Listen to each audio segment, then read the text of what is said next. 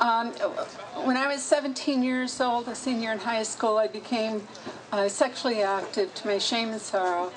And my mother, as soon as pregnancy was suspected, my mother brought me to a doctor. This is 1966. But my mother brought me to a doctor who gave me a shot that induced a chemical abortion. I was not the same person. I was not the same person anymore after that day.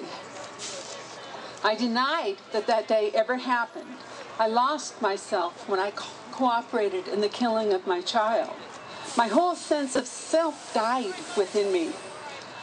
I changed from a girl who had always loved babies and who was very sensitive to elderly and sick and little children into a very hard-hearted, selfish, angry, and bitter person inside. Just lived for myself. Tried to act like nothing had changed, but I hated myself for being phony. Post-traumatic stress disorder was my constant companion. I became codependent with the kind of people I would have previously and prudently avoided.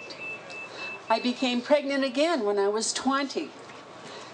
And in this time, I miscarried. I knew that I would not have had an abortion, but I denied that I ever did have one. After marriage, I suffered 6 miscarriages. Every time I miscarried, I had flashbacks of that awful day of my abortion, but I did not admit to myself that that was an abortion.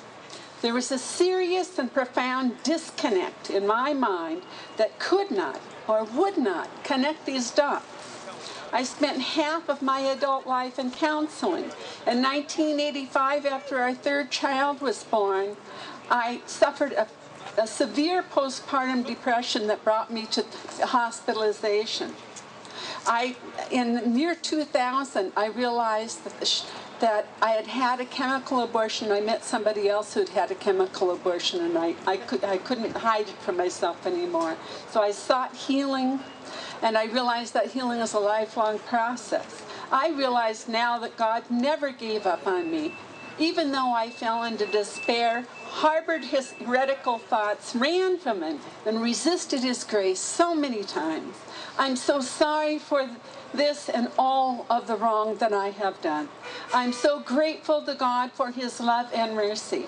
I humbly pray for the grace to know, love him, and serve him a little bit better every day. I hate what abortion and the whole mentality of the culture of life has done to women, to men, to families, and to communities, and to the world. And I will be silent no more.